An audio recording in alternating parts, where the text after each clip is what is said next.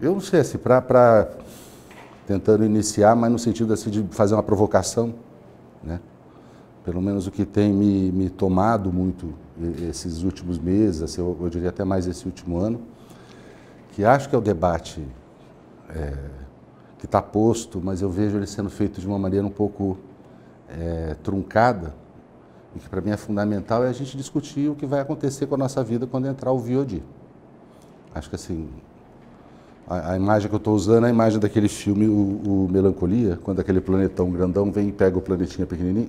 É mais ou menos isso que eu acho que, assim, que tem potencial de acontecer com o mercado audiovisual. Já está acontecendo, né? O mercado audiovisual, mas principalmente fora daqui e aqui no Brasil, vai vir com muita força e com muita intensidade, né? E eu não sei o quanto a gente está efetivamente preparado para lidar com isso.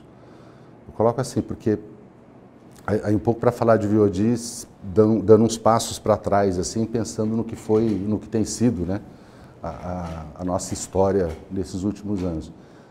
Você pensar que, assim, em 2000 para mim o número eu sou horroroso, né, mas comecinho do século, assim, final dos anos 90, comecinho dos anos 2000, a gente estava fazendo aquela média de 30, colocando 30 filmes em sala de cinema, era mais ou menos isso. Né? Antes da Ancine, antes assim que no começo, né, do processo ali da retomada, 30, 40 filmes em sala de cinema. E a gente tinha, nas nossas contas ali na Ancine, mais ou menos, da grade de programação de TV no Brasil, descontando o Canal Brasil, que distorce a média, né, distorce o número, a gente tinha alguma coisa em torno de 1% do espaço de conteúdo audiovisual na televisão ocupado por filme e série brasileira. Não exatamente nas mesmas épocas, mas ali no começo no começo do século, né? Na verdade. A gente chega agora em 2017 com 140, indo para 150, em torno disso, filmes colocados no mercado de salas. E hoje a taxa de ocupação, essa mesma taxa de ocupação, considerando principalmente TV a cabo e por conta da lei, a gente passa de 10% do espaço sendo ocupado por filme e série brasileira de produção independente. Né? E eu não sei o quanto, quer dizer, o que fez esse salto, né? A gente sabe que aí no meio do caminho, ajudando a promover essa transformação, você tem a Ancine, você tem a política de fomento. Acho que é fácil perceber, para quem está vendo fora, enfim, mesmo não sendo do setor, eu digo, o volume de recurso que passa a existir a partir do Fundo Setorial do Audiovisual, principalmente, né? Porque por mais recurso que você tenha como lei de incentivo, ela é muito mais restrita, né? Então você passa a ter o recurso e você tem uma política de fomento, você tem uma política efetivamente de investimento, né? E tem a lei que cria as cotas, que cria um espaço, que abre uma demanda, né? Mas o que eu entendo que aconteceu, quer dizer, porque está por trás disso, na verdade, sendo, vamos dizer assim, sendo o alicerce para esse processo, primeiro, isso é uma coisa que da Ancine a gente percebe muito claramente, né? Não sei o quanto no mercado isso é perceptível. A gente teve uma política firme, e eu diria até agressiva, na medida do que a gente pôde, do que a gente teve recurso e capacidade, de expansão do mercado. Então, a primeira coisa é isso, quer dizer, sair de 1.000 e poucas salas para 3.200 salas, 3.400 salas de cinema. Buscar as cotas na Lei 2485 é isso, a expansão de mercado. Né? Você teve uma política que passou durante... Eu estou na Ancine vendo isso há 11 anos. Né? Eu entrei na Ancine, estou saindo agora em janeiro, mas eu entrei na Ancine em março de 2007. Né? Então, acompanhei essa curva, né? De maneira bem assim, presencial, participando. Né? Então, você via uma firme determinação de fazer isso. Quer dizer, a produção brasileira audiovisual não vai se desenvolver, não vai ter sustentabilidade se ela não tiver escala. Se a produção não estiver girando constantemente. Cinema não dá escala. O que dá escala é TV. Os produtores precisam ter a possibilidade de trocar aquilo que a publicidade muitas vezes foi para o produtor, né, que é a capacidade da escala, né, a continuidade do processo de produção e sustentar a empresa, enfim, os profissionais, e trocar isso e fazer com que a televisão passe a ter esse papel. Porque é outra coisa, né? Quer dizer, é outro tipo de produção, enfim. Enfim, outro tamanho, né? outra estrutura que você cria para a produção de conteúdo, né? Então, a questão da expansão de mercado era uma coisa que estava clara. Sempre teve política de cota de tela, né? Em sala de cinema. Muita gente critica. Foi a política de cota na televisão que permitiu dar esse salto. Então, não sei se vocês sabem isso, por exemplo, hoje a gente monitora na Ancine todos os canais de televisão que tem que cumprir cota, né?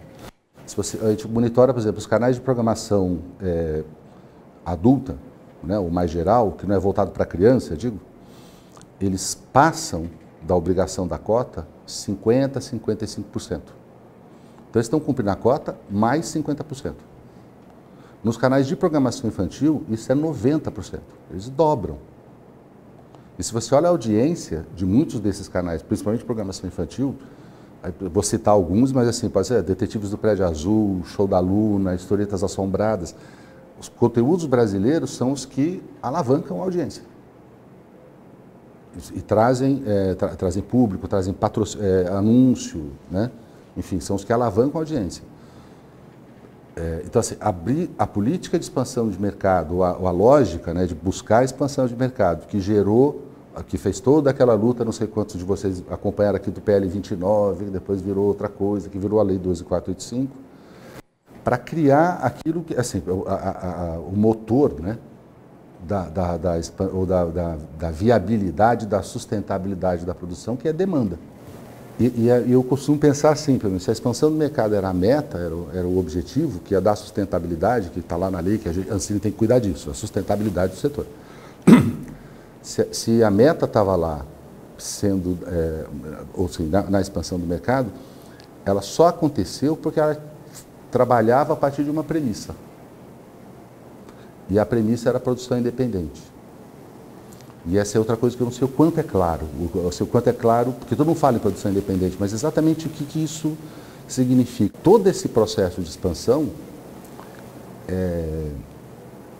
ele poderia estar acontecendo gerando renda, gerando trabalho, mas não estaria gerando ativo. Hoje, quando você olha esse acumulado, né, esses anos todos, quando você olha para os produtores audiovisuais brasileiros, eles não têm só um volume de trabalho que sustenta a produção, eles têm ativos, né? Um exemplo claro a gente viu esse ano, né? O cara vai lá, pega o recurso, faz a série dele, Detetives do Prédio Azul, mas ele é dono daquela propriedade intelectual, é dele a propriedade intelectual. Aí ele vai, faz o filme e coloca na sala de cinema 1,5 milhão de espectadores.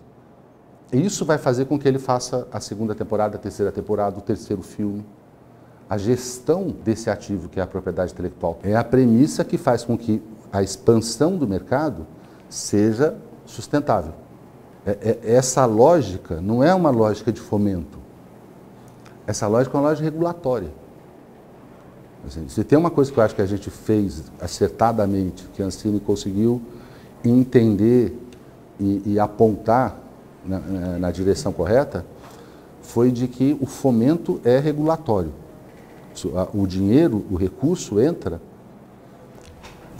subordinado à lógica regulatória. E a lógica regulatória me diz que tem que expandir mercado, mas expandir mercado para ser ocupado por propriedade intelectual detida por brasileiros. Isso vai fazer com que o mercado comece a se retroalimentar. Você não vai ver isso em 5 anos, você não vai ver isso em 10 anos, mas a partir, sei lá, de 12 anos, 15 anos, você começa a ver isso acontecer. Você começa a ver essa lógica, né, e da propriedade intelectual, e a detenção, e o poder dirigente, como a gente chama, né? E não só do produtor, né? Falando também de distribuidores, de programadores, assim, eles se relacionarem com esse tipo de conteúdo, aprender a contratar e a lidar com um tipo de conteúdo que não é... Porque a história da nossa televisão é essa, né? A história da televisão na verdade, você pensar em termos de televisão para produção independente, até alguns anos atrás, um mercado chamava basicamente Rede Globo, né? Mais uma ou outra coisa, que nunca nenhuma outra televisão desenvolveu, principalmente dramaturgia, de maneira tão sistêmica, continuada. Mas era um lugar onde você vai prestar serviço. Você produz o conteúdo, realiza o conteúdo com muita qualidade, enfim, mas o conteúdo não é teu. Então você volta, terminada a produção daquilo, você volta para o mercado e fica esperando o próximo contrato. Fica esperando a próxima oportunidade de prestar serviço. Agora você vai com o teu produto.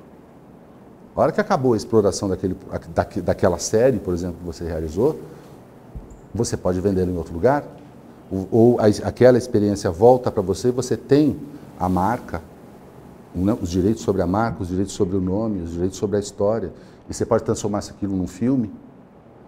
A maneira de você lidar, né, com o mercado, com o processo de produção, muda completamente. Então, assim, que o fomento tinha que produzir um efeito regulatório. E eu acho que foi isso que a gente conseguiu fazer nesses anos, que agora a gente está conseguindo expandir, primeiro regionalmente, né, não sei quanto vocês acompanham, mas hoje a gente, já há alguns anos, 4 anos, né, a gente vem fazendo, acho que 4 ou 5, uma política específica de suplementação de editais regionais. Então o sujeito faz lá o edital em João Pessoa, aí ele entra com uma quantidade de recursos, o fundo setorial entra dobrando, na verdade triplicando. Né? No caso do Nordeste, Norte e Centro-Oeste, cada R$1 que eles colocam, a gente coloca 2. Né? Então, um edital que era para ser de 1 milhão, vira um edital de 3 milhões. Né? Hoje, eu não sei se ainda mas até um tempo atrás, por exemplo, era surpreendente isso. A capital brasileira, se não me engano, durante um tempo, a capital brasileira que mais colocou recurso para produção audiovisual, fora Rio e São Paulo, era João Pessoa, como capital. Né? Porque a gente tem o estado de Pernambuco, Brasília, Bahia, Ceará, com editais grandes, tal, mas a capital era João Pessoa, onde muito pouco se produziu até hoje. Né? E hoje você começa a ouvir falar de cinema paraibano, né? Não sei se vocês estão percebendo, mas você já começa a ouvir falar disso. Então, expandiu isso, assim, o Brasil todo está produzindo, e nessa lógica da produção independente, os editais que a gente faz para a TV pública, não sei se alguém de vocês participou, que vai ter uma nova edição, inclusive agora, mas que também são editais regionalizados, são 5 editais, né? Um para cada região, então os caras produzem para televisão educativa. Já teve até uma coisa muito interessante, que um dos projetos que entrou, que foi da primeira leva, né, do primeiro edital de TV pública, porque era uma coisa, tinha até um certo preconceito, falava assim, mas que tipo de conteúdo os caras vão fazer lá no Maranhão? Será que eles estão prontos? Será que eles têm capacidade? Né? E um desses, eu não lembro exatamente qual estado, acabou de vender para a Fox. É um conteúdo que foi para a TV educativa e licenciou para a Fox. E vai viajar para o mundo todo. E é um desses meninos aí, um desses malucos de fora que estão fazendo. E outro sentido de expansão até, por exemplo, não sei se você está acompanhando, já está no segundo edital para jogos eletrônicos, para games. Né? Então, abrigando o game como conteúdo audiovisual também, já no segundo edital, além de edital para produção do game, o edital prevê recurso para comercialização do game.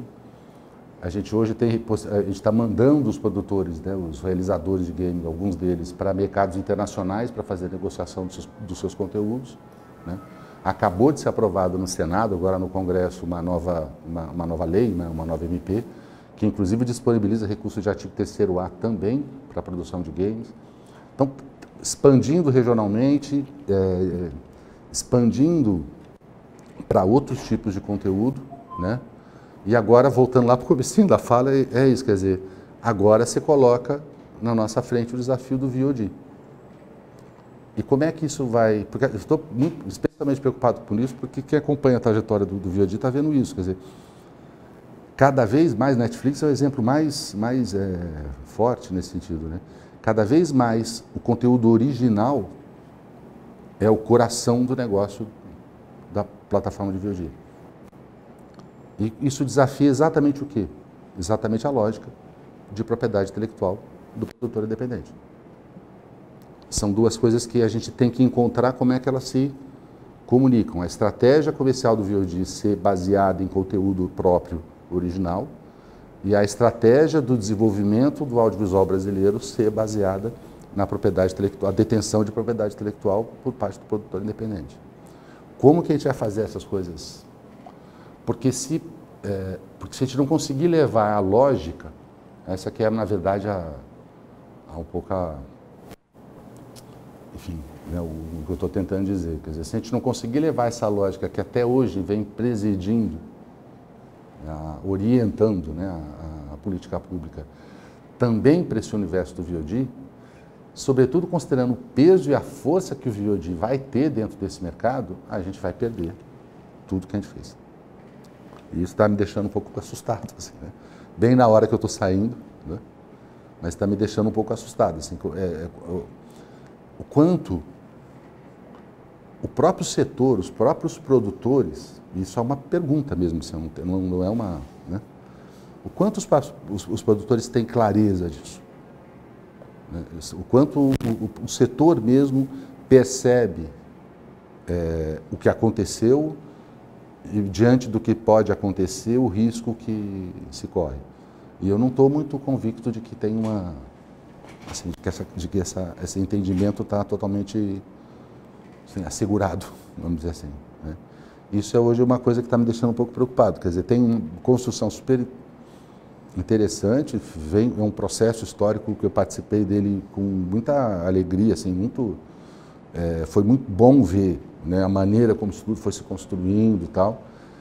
E eu sei que também que de certo modo, um privilégio poder estar lá dentro e perceber porque ajudando a construir também, né, a lógica que foi orientando esse processo, né?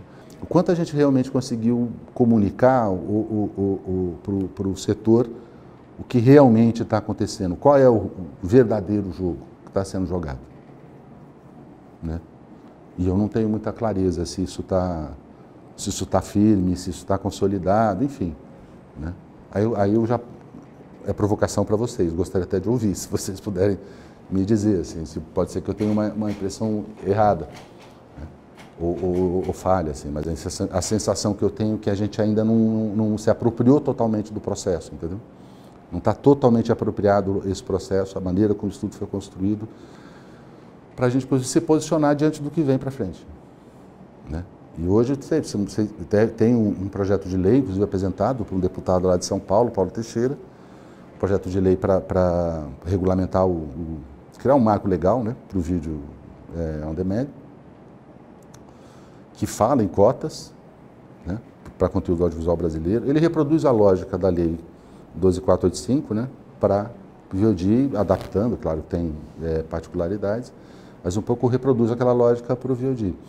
E a gente sabe que entra dentro de um debate agora, que é um debate, tudo de novo, né? Tudo que aconteceu com a Lei 12.485, vem um debate dentro do Congresso, o debate dentro do Congresso ele reflete o debate na sociedade, né? Enfim, esse debate na sociedade, vocês é que vão fazer, ou não, né? Vai depender, essa ação, né, de construir na sociedade consenso, a ideia de que precisa, a ideia de que é importante ter esse mercado, que é importante que se perceba que todos esses bons resultados que a gente vem tendo ao longo desses últimos anos, eles dependem, né, por que eles aconteceram, de que forma eles aconteceram, o que eles precisam, o que a gente precisa para que a gente continue tendo essa boa, né, esse bom desempenho e avançando no sentido correto. Esse debate vocês vão levar, né?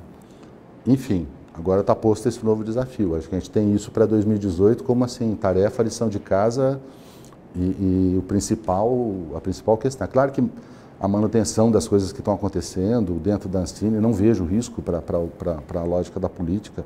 Acho que deve continuar, sempre diretorias novas vão tendo, né, assim, maneiras diferentes de operar, mas a questão, as premissas colocadas estão todas lá, enfim, nada que ameace. De alguma maneira a gente vai continuar ali. A Lei 12.485, a constitucionalidade da cobrança ali da Codecim das Teles está assegurada numa votação, né, no STF. Então, assim, acho que os grandes fantasmas do passado se acalmaram, né? Agora vem os novos fantasmas do futuro, né? E eu acho que, assim, a minha preocupação é tentar um pouco e debater o quanto e de que maneira a gente tem que estar se preparando, né? Ou se estruturando para enfrentar isso.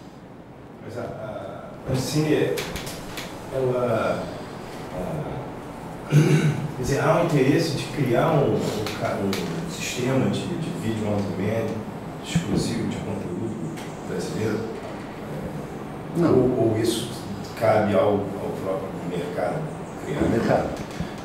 Quer dizer, o projeto audiovisual que é financiado com recursos públicos, esse não deveria ou poderia chegar através do sistema de vídeo on demand, de um sistema público de vídeo on demand. Tipo, a TV Brasil tem um canal de vídeo on demand que apresenta os projetos que foram contemplados com recursos públicos, sei lá, de 2000 a 2010.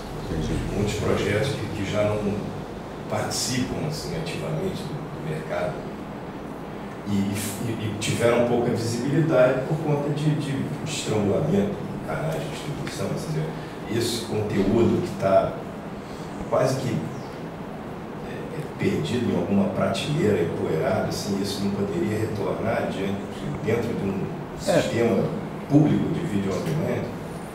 Assim, existem iniciativas nesse sentido.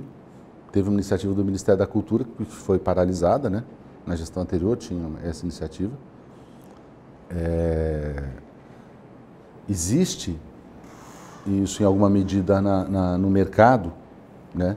Não sei se você conhece uma plataforma chamada Videocamp, por exemplo. É uma plataforma que disponibiliza conteúdo gratuitamente para professores, principalmente, mas lideranças que juntam pessoas, assistem um filme, depois fazem debate e tal. Então, são filmes que não tem ali, naquele processo, não tem perspectiva de retorno comercial. Videocamp. Ele é ligado àquela ONG, a Alana, que tem em São Paulo, que é uma ONG grande, que faz um trabalho social super interessante. Eu estava lá recentemente. Tem outras experiências também, né? Assim como você vai ter, eu acho que é como tudo mais, quer dizer, como todo o sistema. Você vai ter o campo público, você vai ter o campo comercial. As duas coisas devem ser possíveis, né? Tem um outro debate que é esse, quer dizer, a gente, isso pelo menos é a maneira como eu entendo, eu acho que muitas pessoas entendem. Quando a sociedade faz esse esforço, né, o Estado coloca dinheiro público na realização de uma obra, a gente também tem, pelo menos do ponto de vista da Ancine, isso é muito claro, que a gente também coloca esse recurso público na perspectiva de que essa obra faça negócios, gere dinheiro. Assim, então, assim, tem uma contradição, né, um conflito, na verdade, é uma dialética, né, interna do processo, que ao mesmo tempo que ele foi feito com recurso público e tem que estar disponível para o público, ele foi feito com recurso público para que ele gere negócio para o produtor. Então, assim, esse, na verdade, é uma tensão que cada produtor resolve, que disponibiliza a obra da maneira como achar que deve, a partir... Eu não sou a favor de fazer regulação disso por IN, por lei. Eu acho que a gente nunca vai ser capaz de construir uma regra que dê conta da diversidade de possibilidades, assim, mas eu acho que tem que ter essa possibilidade. E era um projeto bem interessante o que tinha no MINC, eu não sei porque foi descontinuado, né? Enfim. Mas a gente não tem isso como proposta, não é, na verdade, papel da Ancine, né? Fazer esse tipo de coisa, né? Eu acho que talvez venha a ser um desdobramento da TV pública. É que antes a gente tem que deixar a TV pública um pouquinho mais forte, né? Tem que estar com mais capacidade de produção, de sobrevivência e tal. Mas acho que pode ser um desdobramento da TV pública. Na prática já existe isso com aquela possibilidade ou indicação de acesso via canais educativos, comunitários, né? Os projetos aprovados pela Ancine, de alguma maneira, tem que... Assim. Na prática já existe. Na verdade, o que existe é um artigo, né, da MP que nunca foi totalmente regulamentado, enfim, né? Que a partir de um determinado momento ele tem que estar disponível para a TV. Assim, estou aqui colocando até uma posição minha pessoal, honestamente, assim, eu não acho que isso deva ser feito dessa maneira, como em 10 anos, não, até hoje o Barreto vende Dona Flor. Até hoje. É um ativo. Né? Foi feito com recurso público, tá, mas um dos objetivos do recurso público não era gerar uma economia? Não era desenvolver uma economia? Como é que eu desenvolvo essa economia? Ele tem que ter o ativo para vender, isso faz parte do processo. Esse era um dos objetivos do recurso público, entendeu? Também, investido ali. Então, acho que num determinado momento, para o produtor, pode ser que, sei lá, depois de 15, 20 anos, seja interessante disponibilizar essa obra porque quer que seja vista por mais gente e tal. Antes disso, ela era um ativo que ele estava negociando, então não seria obrigar o cara, depois de 10 anos, a se desfazer de um ativo. Por que exatamente, né? Assim como você pode ter gente que acabou de fazer, fez a obra sem pensar sabendo que ela não tem vocação, que não é um ativo comercial, entendeu? Que ele quer que as pessoas vejam, que é uma questão de... E pode imediatamente disponibilizar. As coisas são tão estranhas, assim, isso não é uma coisa simples, né? Nessa conversa que eu tive com o pessoal do Videocamp, me contaram uma história que é bem assim, um documentário. Ele até entrou em cinema, fez aquela carreira típica de documentário de cinema, quer dizer, entra na primeira semana, na segunda semana uma sessão, na terceira semana tchau, né? Fez uma carreira muito curta, mas um documentário que foi premiado, fez festival, tinha uma repercussão interessante, eu não lembro o nome mesmo. Aí depois de determinado tempo foi disponibilizado lá no Videocamp, então de graça, professores começaram a baixar, a fazer, e teve muita repercussão. E voltou para o cinema. Assim, voltou a ser exibido, inclusive com cobrança de ingresso, enfim. Assim, até porque essa coisa do VOD, eu acho que ele vai mudar até isso. Até as lógicas de negócio, assim, o VOD, a primeira coisa que ele faz quando ele chega é justamente desafiar a lógica das janelas, né? A coisa das janelas é a primeira grande, né, impacto que ele causa. Mas acho que mesmo na lógica de negociação, de como é que um ativo se torna viável, porque é outro mundo, né, cara? Você coloca numa plataforma como o YouTube, aquilo de uma hora para outra pode estar sendo visto por milhões de pessoas. Você não controla, você não sabe quem está vendo, né? Aquilo vai dar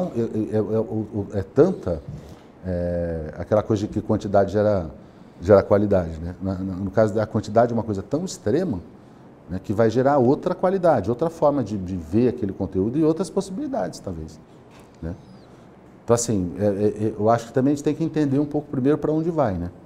Porque como é que um VOD público se coloca nesse sentido? Às vezes ele pode ser exatamente o contrário do que você está imaginando, quer dizer, ele pode ser uma plataforma de visibilidade de um conteúdo que não teve espaço, mas que tinha um público, o público conseguiu encontrar com aquele conteúdo e ele se viabiliza comercialmente. Então, assim, tem um professor da USP, não sei se você chama Teixeira Coelho Neto, um escritor que trabalha muito com a questão da cultura e tal. E ele tem uma vez, numa palestra dele, eu vi uma coisa que eu nunca mais esqueci, porque eu, começando a ser gestor, trabalhando com Secretaria de Cultura e tal, aí era um monte de meninos, assim, gestor, todo mundo começando, né, meio uma aula que ele deu pra gente. Aí ele falou, olha, vocês têm que entender que o problema de vocês é o seguinte, esse negócio que vocês vão fazer, cultura, ele é simultaneamente mercadoria e direito, o tempo todo. As duas dimensões vão estar lá brigando lá dentro. O tempo é um direito da sociedade, mas é um ativo, é uma mercadoria. E é ao mesmo tempo. E é assim, tanto no disco da Lady Gaga, quanto né, enfim, esse conflito vai sempre existir, né? Mas, enfim, acho que o campo público, de alguma maneira, vai precisar se estruturar para lidar também com participar desse universo, né? Porque existe esse gargalo, né, de distribuição, que é uma das grandes discussões atualmente, como é que faz esse conteúdo chegar. A impressão que eu tenho, morando no Rio de Janeiro, as principais cidades do país, etc., que esses 150 filmes que são produzidos anualmente, são produzidos mais. Vejo isso. Assim, acho que os que são distribuídos pelas grandes distribuidoras multinacionais, ou filmes e tal, a gente ouve falar e tem alguma repercussão, até mesmo alguns que ganham prêmios em festivais renomados aí e tal.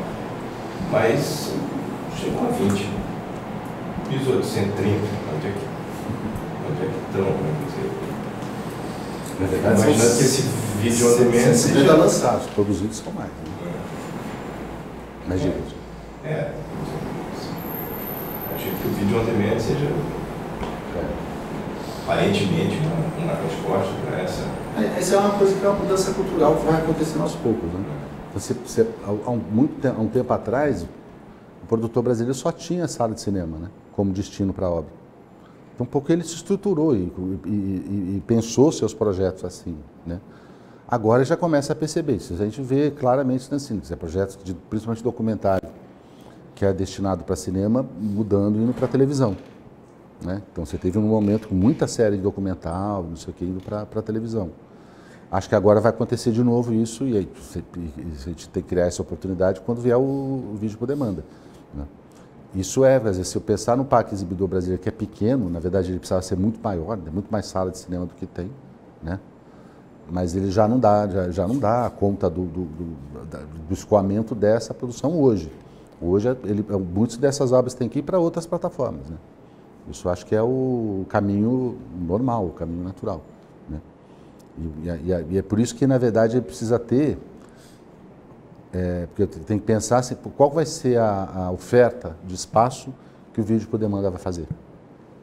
Porque se o vídeo por demanda chegar todo blocado, quer dizer, todo com conteúdo de fora, né? Ou se não houver o diálogo dessas plataformas com essa produção, e essa produção é produção independente, aí é o contrário, quer dizer, a gente vai ter um bloqueio, né? A gente vai ter o que deveria ser uma oportunidade e uma expansão passa a ser um bloqueador, né? Esse é o que eu acho que é o risco que a gente não pode correr, né? Atualmente, esses canais de vídeo on demand, Netflix, agora parece que a Amazon vai estar, o que eles pagam? Quais são assim? Porque é muito variado, né? E hoje não está no nosso radar lá na Cine, né? Porque como a gente não financia produto para ir para vídeo por demanda, a gente não vê os contratos, né? A gente vê da televisão. A gente ouve falar, mas assim, coisas absolutamente díspares, né? E é diferente, porque na televisão você tem uma lógica de negócio, né? Quer dizer, se o filme foi para cinema, a quantidade de bilhetes que ele vendeu influencia o valor da licença que depois a TV vai pagar, né? Isso não é a mesma lógica no vídeo por demanda, até porque normalmente o produto é direto para vídeo por demanda, ele não passa por outra janela. Tem, claro, né?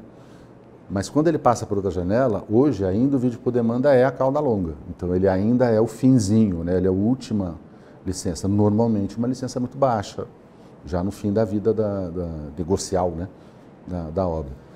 Mas é diferente quando você pega, por exemplo, o caso do 3%, que é uma obra brasileira, que tem que vendida para Netflix, né? Mas é uma obra brasileira, produzida direto para a plataforma. O Narcos, né? E outras séries brasileiras, Samantha, várias séries brasileiras começam a ser feitas diretamente para lá. Então aí é outra relação. Hoje o que acontece é isso, quer dizer, o vídeo por demanda, ele compra o conteúdo, ele não está licenciando, ele compra o conteúdo, né? Ele paga a produção e compra o conteúdo do produtor, ele fica dono do conteúdo.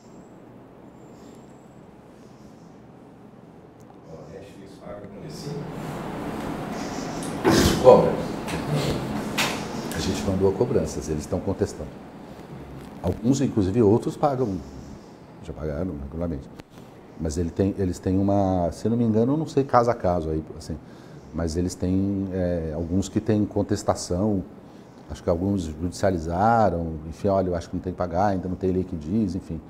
Na verdade, ainda é um pouco um lugar meio sombrio, assim, dúbio, porque quando a lei foi feita e criou lá os mercados que pagam com Condecine, não existia internet, né? A lei é de 2001.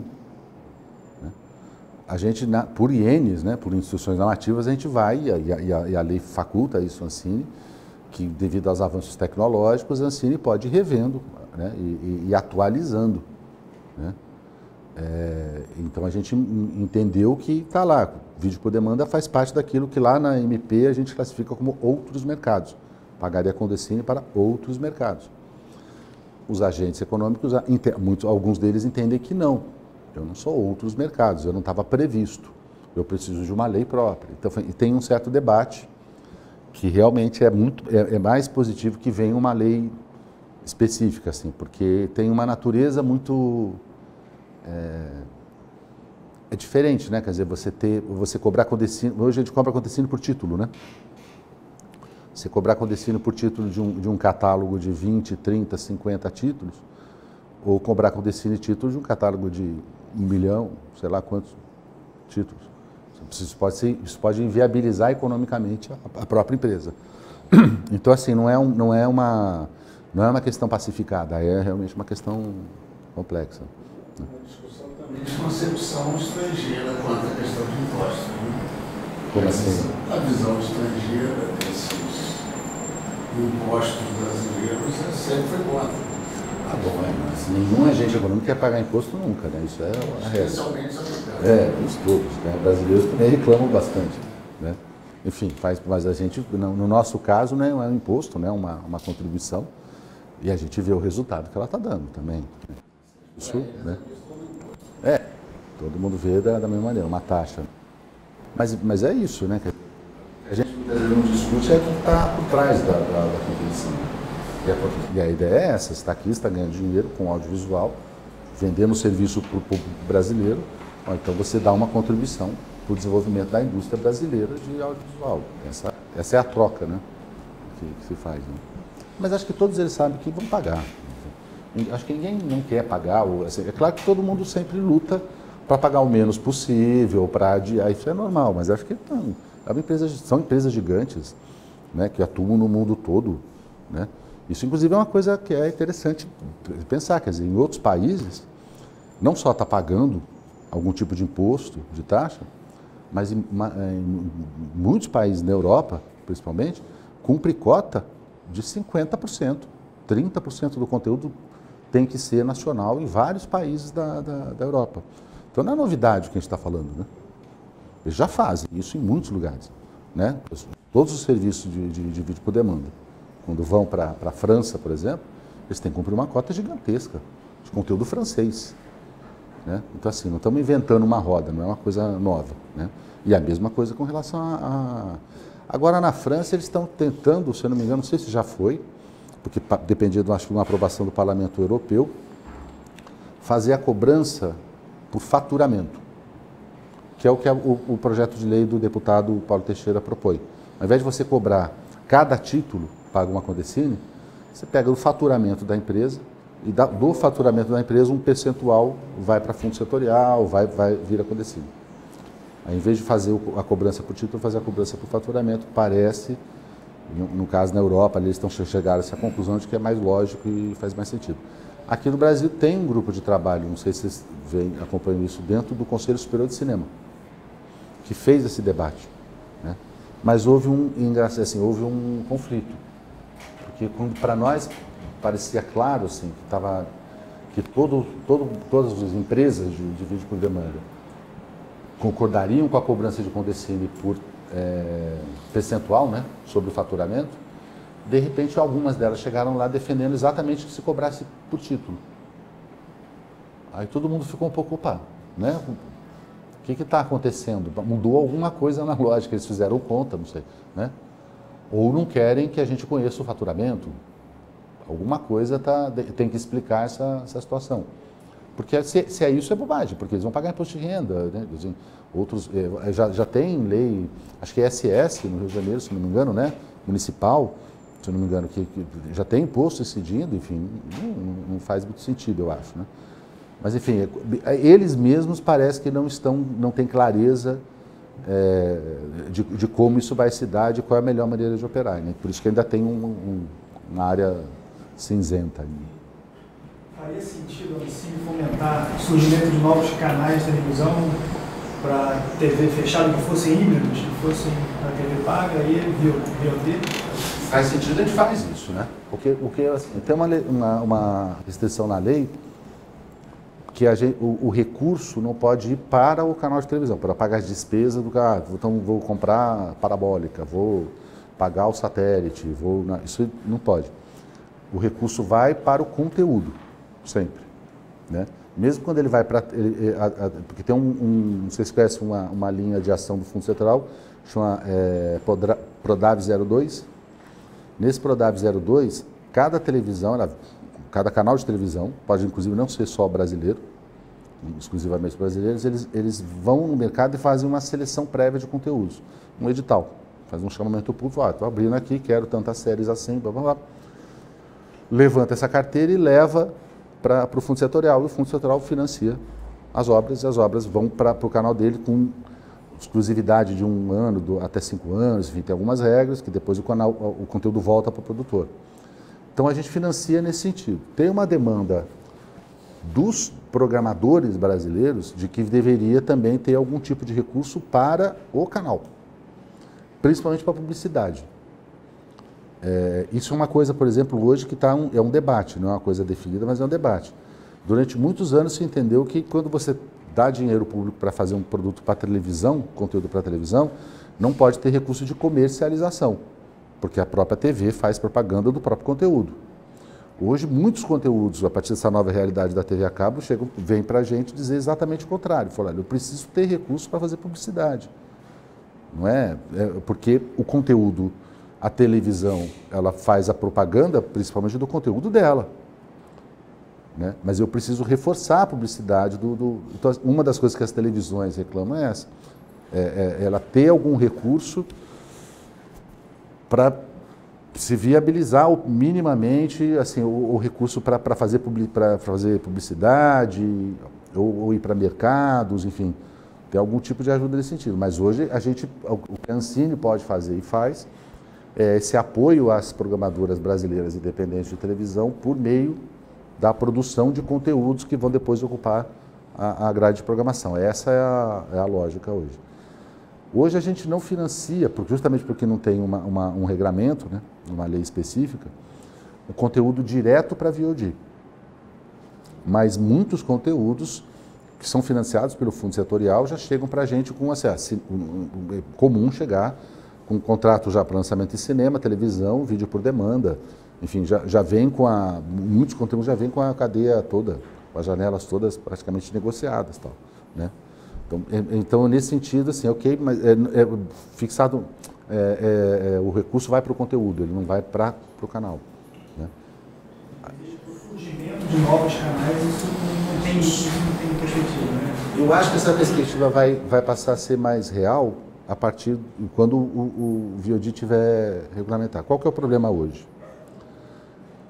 No processo todo de construção lá da lei 12.485, a gente conseguiu avançar muito na questão do conteúdo. A gente conseguiu algumas vitórias muito interessantes. Então, criou cota dentro dos canais, não era uma cota grande, mas razoável, ajudou a estruturar o mercado. 30% do recurso para Norte, Nordeste e Centro-Oeste, então está ajudando a desenvolver, descentralizar. Mas na hora de discutir o espaço dos canais, a lei ficou pouco vantajosa, digamos assim, para os brasileiros. Porque ela criou, não sei se pela lei, assim, a cada 3 canais você tem que ter um brasileiro independente, mas no limite de 12, se eu não me engano 12. Né? Isso é um espaço muito pequeno. Né? E você já tinha no Brasil um grande player, programador de canal, que era a Globosat, com vários canais já prontos, operando, e outros entrando em operação com muita qualidade. Então o espaço para entrar, de fato, né? Já tinha o Canal Brasil operando há algum tempo e tal. O espaço para entrar novos canais ficou muito pequeno. Na negociação com o NET, com o Sky, com as empacutadoras, eles não tiveram negociações muito vantajosas. Não é simples para eles o que se paga, né, um canal. Eu conheço pessoalmente assim, dezenas de projetos de canais. Muita gente que chegou a pensar mas hoje é muito difícil esse processo, a entrada é difícil. Porque se ainda tem, o mercado brasileiro não é considerado concentrado, mas ele você ainda tem, por exemplo, NET e Sky juntas, se eu não me engano, elas são mais de 70% do mercado. Acho que mais de 80%. Então assim, só você está numa na outra. Tudo bem, você tem a Anel TV com várias pequenininhas que vão pro, você tem outras, né, Oi TV, você tem, mas é muito pouco, né? E o quanto aquilo pode te remunerar para você manter um canal funcionando, porque um canal é caro, né? Não é uma coisa simples. Então, assim, o jogo não está muito bem equacionado, não foi muito bem equacionado nisso. Então não é que a gente não estimula. De novo, quer dizer, é a mesma coisa. Eu posso botar um caminhão de dinheiro aqui dizendo canais brasileiros, podem vir buscar que a gente vai ter dinheiro para financiar. Mas ele não tem demanda. Ele não tem onde entrar, ou tem dificuldade de entrar. Isso que está ainda é um desafio para o Brasil, para a política brasileira, criar o espaço para você poder ter mais canais. Talvez quando venha o vídeo por demanda tenha isso, né? Só que aí, de novo, quer dizer, vai entrar num universo, numa competição, e isso, por exemplo, é uma questão que é fundamental para a gente, né? O que a gente vai fazer, o que a política pública brasileira vai fazer para os VODs brasileiros? Os distribuidores brasileiros, por exemplo, são grandes candidatos a ter seus canais de VOD, né? A Paris, a Downtown, a Vitrine, porque eles têm um catálogo fantástico, né? Já pronto, né? Como é que vai ser isso? Quer dizer, podem ser VOD, podem só negociar com VOD, mas enfim, como que o Brasil, a política brasileira vai ajudar, vai dar suporte para isso? É importante? Porque tem muita gente por aí que acha que não é importante. Quer dizer, se você tiver o VOD estrangeiro aqui e eu puder vender meu conteúdo para ele, isso é o suficiente, é bom, é assim que o mercado é. O mercado é concentrado mesmo, não dá para você competir com Netflix, com YouTube, brasileiro, não faz sentido o VOD público, sabe assim, é pouco efetivo. Muita gente acredita nisso, né? Faz sentido a gente investir num grande, ou em projetos de plataformas de VOD brasileiras e ajudar a sustentar isso? Que contribuição que isso dá, né? Tem nichos, né? Alguém que quer consumir um tipo de conteúdo que não encontra nos VODs em geral. Eu sou da opinião assim, se a gente resolver que a gente tem que ter no Brasil uma plataforma de VOD super comercial, gigantesca e poderosa, a gente tem que ir atrás, né? Assim, se houver espaço e condição para isso, por que não? Né? Essa questão do nicho, ok, também, né? Mas eu falava isso muito com os meninos de desenvolvedores de game. Precisa ter dinheiro para ir, para não sei o quê, porque o mercado de game você se conhece, mas assim, ele é absolutamente globalizado, ele é gigantesco, ele envolve muito mais dinheiro do que cinema e televisão juntos, assim, é gigantescamente maior. Tem um número de pessoas envolvidas jogando em estádio, né? Para estádio na Coreia do Sul, lotado, com estádio no Brasil, lotado, os meninos acompanhando o jogo, né? Isso assim, é um universo gigantesco. E eu lembro lá atrás, quando a gente começou esse debate, que eu sempre ia pela Ancine para os grupos de trabalho relacionados com games e tal. E uma pergunta que eu fazia para eles era essa, quer dizer, o Brasil lá atrás, os produtores de cinema, sobretudo, né? Distribuidores também, mas principalmente os produtores de cinema se juntaram lá atrás e falaram, o que o Brasil quer ser quando crescer? Quer ser um grande centro produtor de cinema no mundo. Lá atrás, foi uma decisão que a sociedade tomou. Isso se refletiu em leis, se refletiu em políticas, né? Eu acho que a gente mas mesmo com muita dificuldade, mas a gente está indo nesse caminho, a gente tem um norte claro. Eu falava isso para os garotos dos games, assim, o que vocês querem ser quando crescer? O que o Brasil vai ser em termos de mercado de game? Porque não sei se você sabe, eu acho que eu não lembro, sempre ruim com o número, né? Mas o Brasil acho que está entre os 10 maiores, acho que está entre os 5 maiores consumidores de jogos eletrônicos do mundo. Grande parte da receita, dessa enorme receita de jogos eletrônicos que é feita no mundo, é feita aqui, com o nosso dinheiro. Agora, traço em termos de produção. Então a gente está jogando, e muitas vezes a gente pode estar jogando um jogo brasileiro, desenvolvido por brasileiro, né? Porque aquela coisa, é desenvolvido por brasileiro, é renderizado na Índia, não sei, né? Mas às vezes pode ser um jogo brasileiro, mas que ele é em inglês, né? Está totalmente. E você nem sabe que aquele jogo é brasileiro, inclusive porque aquele jogo foi alienado, ele foi levado para um grande distribuidor e o dono do jogo se perdeu, ou não é mais proprietário daquele jogo. Mas muitos jogos brasileiros bombam no mundo todo, assim, né? E é um pouco isso, né? O vídeo por demanda é a mesma coisa. O que a gente quer ser quando crescer? Qual que é o papel que a gente quer ter? Né? Com grandes consumidores, eu tenho certeza que a gente vai ser, a gente já é, né? Mas dessa riqueza toda, quanto que a gente vai participar? A gente vai só ajudar a produzir a riqueza ou a gente também vai se beneficiar dela, né? Acho que esse que é Esse é o debate, né? E a gente hoje em dia vê um pouco, assim, a gente vive, tem até que agradecer os caras, assim, né? A gente vive um pouco dessa decisão que os cineastas antigos tomaram lá atrás, né?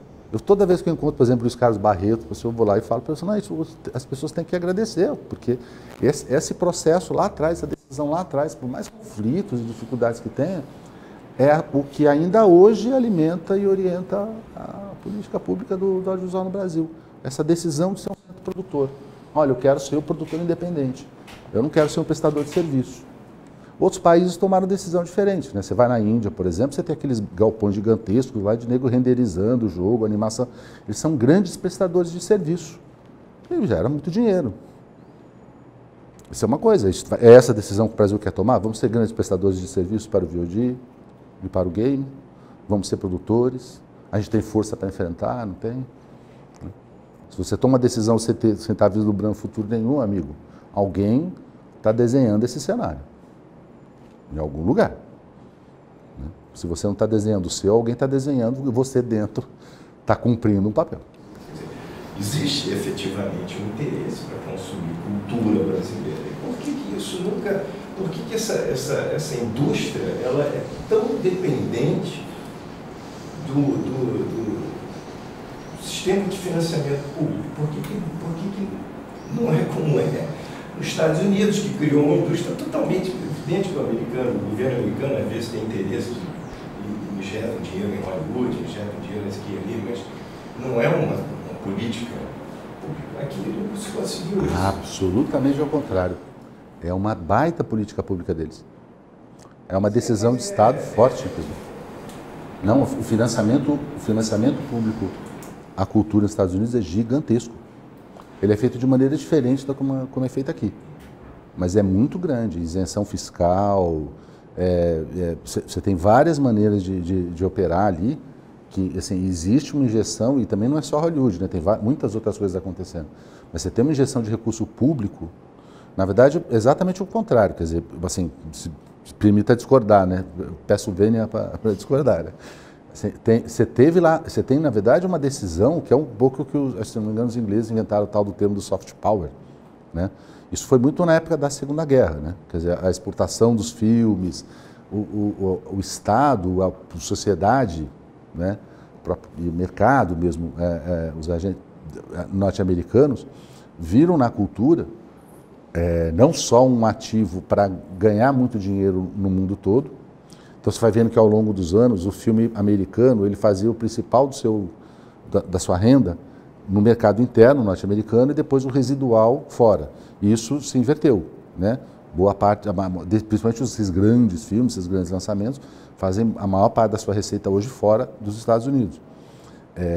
Tanto como negócio, né? Na mesma medida como exportação de valores, né? Exportação exportação de valores mesmo, né? O que eles entendem por democracia, o que eles entendem por liberdade, o que eles entendem por direito.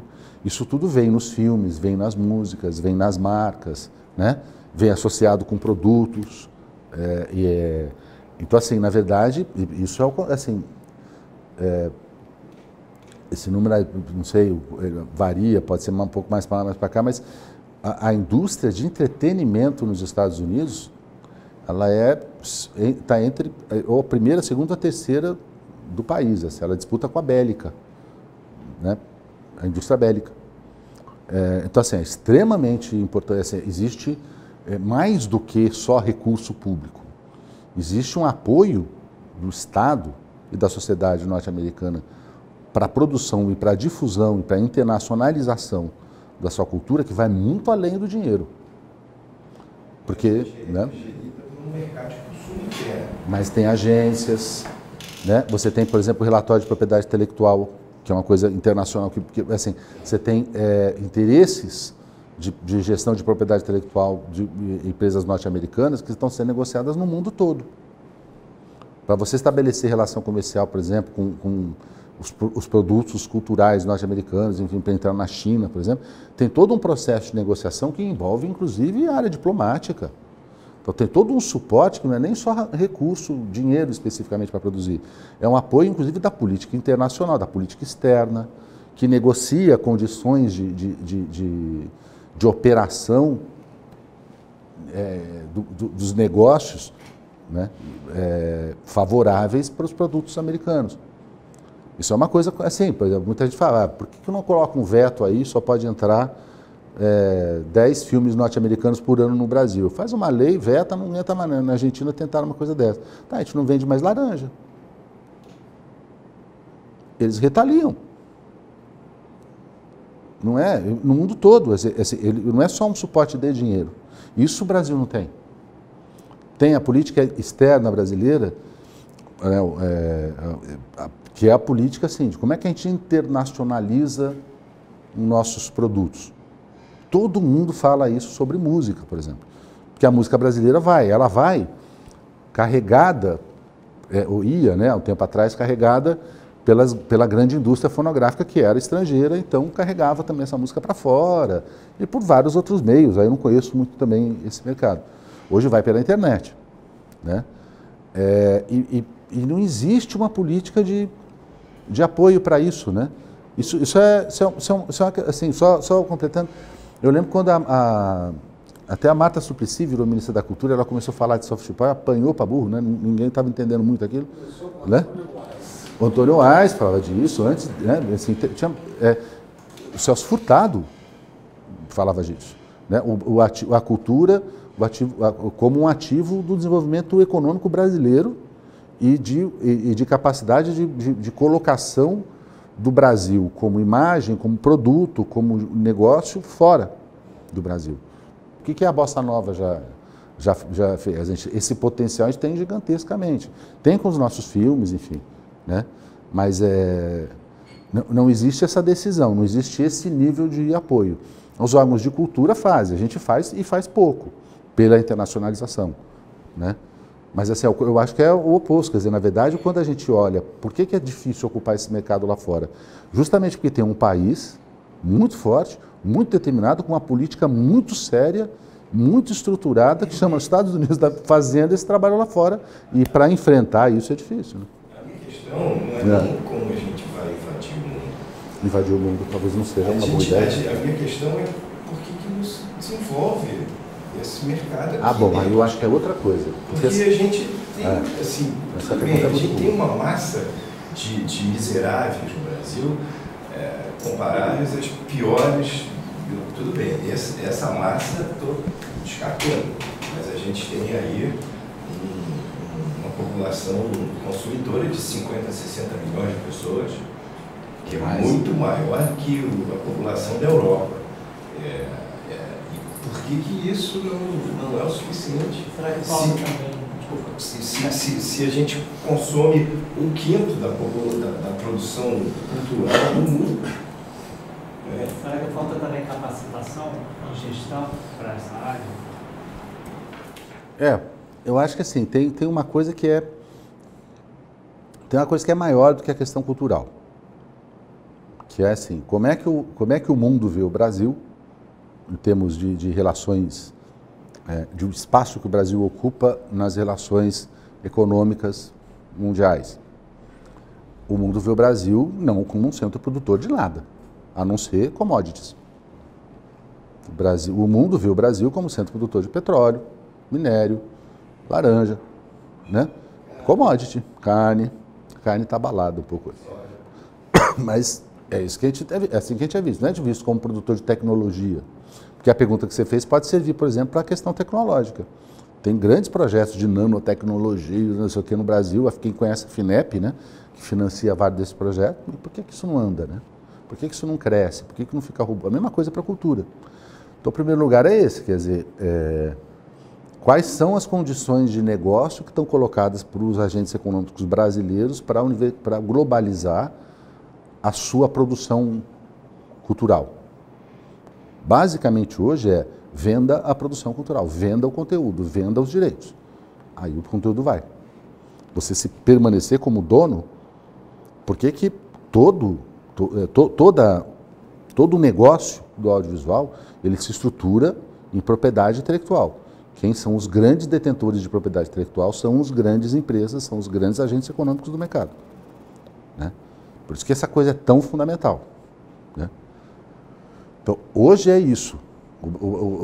A dificuldade da gente ter espaço até interno é porque é isso, quer dizer, o Brasil é visto como um lugar para consumir os filmes norte-americanos, as séries francesas, enfim, da Europa, de vários lugares.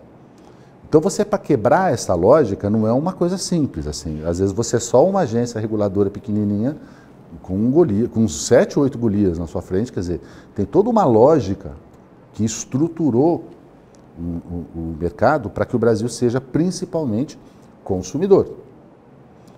Para se transformar em produtor, você tem que ter uma série enfim, não é só recurso, né? Você tem que ter uma série de providências, né? O que você tinha colocado era outra coisa, né? Que era a questão de gestão. Acho que um pouco vira consequência, né? A gente estava conversando com a Adriana agora lá fora exatamente sobre isso. Isso é uma coisa que como você, como mercado, está estruturado. Não, mas eu assim, mas se você vai trabalhar com audiovisual hoje eu já talvez nem tanto, mas assim, 10 anos atrás, ok, o menino resolveu, vou fazer faculdade de cinema, quero trabalhar com audiovisual. O mercado está preparado para absorver o quê? Um realizador. Um cineasta, um produtor, um diretor de fotografia, ele tá preparado para absorver isso. Ele oferece vaga de trabalho, oferece possibilidades de trabalho para isso, né? O que é um gestor? Um gestor é o cara que vai fazer negócio, que vai pegar esse conteúdo, vai pegar esse plano e transformar isso num plano de negócio. Vai fazer gestão para viabilizar, para comercializar, enfim, né? Esse espaço começou a existir agora.